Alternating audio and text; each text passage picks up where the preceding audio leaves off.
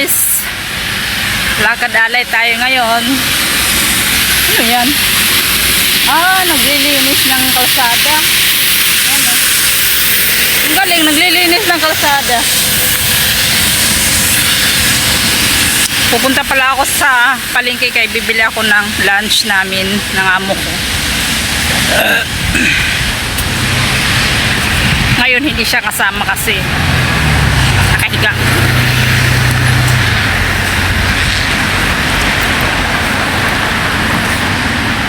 Sabi niya, at tinanong ko siya kung anong lunch namin. Sabi niya, kahit ano.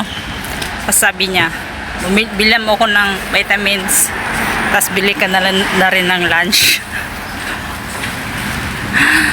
Tapos yun, mabuti di na ako magluto, bili na lang ako ng lunch. Layo-layo lalakarin ko. Ayan o, sa may nagbibisikleta doon pa sa unahan. Nagpayong pala ako kasi mainit. Pero bakit pala ako nakapayong ngayon? Wala namang araw. Pero kanina kasi may araw eh, kaya binuksan ko yung payong ko. Nagdala ko ng payong kasi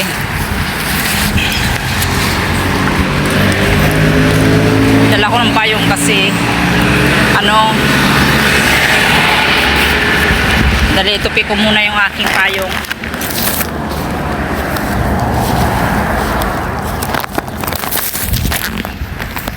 Dala ko ng payong kasi kanina maaraw, mainit, kaya nagpayong ako. Dapat pala dito kapag namamalingki ka, mayroon kang trolley, yung ganyan, para hindi mabigat. Wala kasi kami, kasi kung mayroon kami, wala rin kaming space para lagyan nun. Wala kasi kaming storeroom, maliit na kasi yung bahay namin.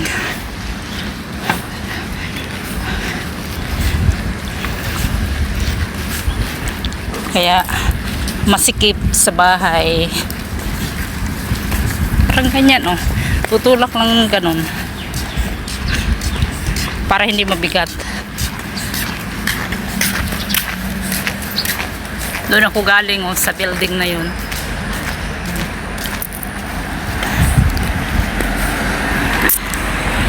Ngayon pupunta ako doon sa palengke na yun para bumili ng pagkain. Ang sarap talaga ng hangin dito, lalo pag naglalakad, lalo na kapag hapon. Ako, sarap talaga ng hangin. Mababawasan yung stress mo. Yan, Sirango na Avenue to. Kailangan lang tumingin ka sa iyong diadaanan, kasi baka ikaw ay dudulon.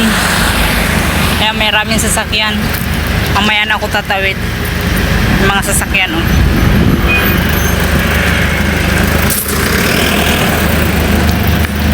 Likot man, kaya nakatawid ako.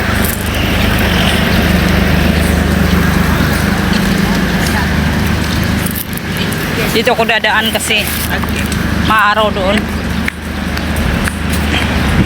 Ang dami nilang drinks, oh. Chinese New Year kasi maraming drinks. Ayan, oh. Tsaka mura yung drinks nila dito.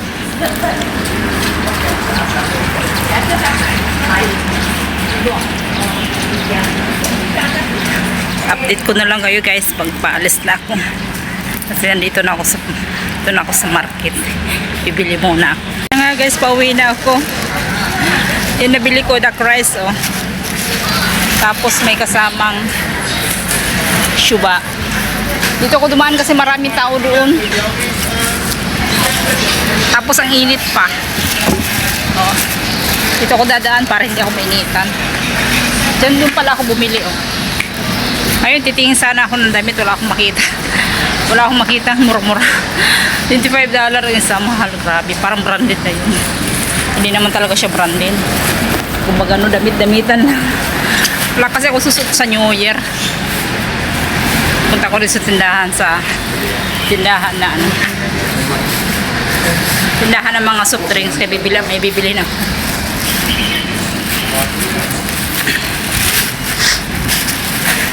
Maghintay na yun si Aswang. Sabi siguro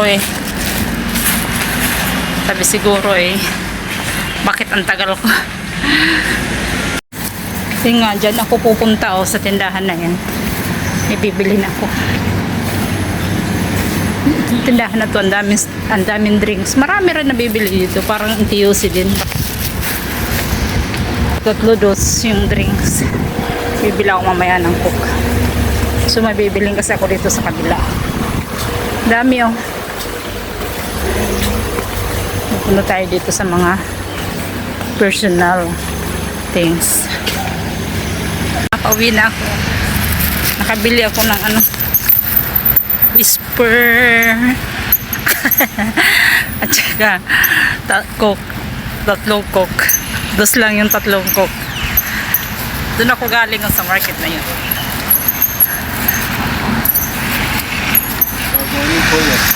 Kuya. May nag-aalok sa akin. Ewan ko nung inaalok niya no. Hindi niya alam naka-video ko. Nag-aalok. Ewan ko nialok daw. Hindi ko naman siya maintindihan. Sabi ko lang piyaw. Hawak niya yung wallet niya. Siguro walang laman. Walang naman siguro yung wallet niya. Tapos tinuro niya yung wallet niya. Ang init. Diyos ko. Bulaklatin ko yung aking payong. Mainit kasi. Bulaklatin ko nga yung payong ko.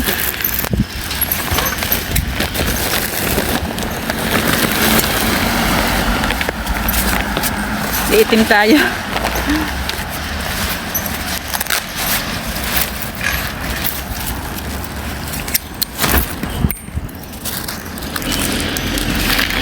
Katakot naman siya.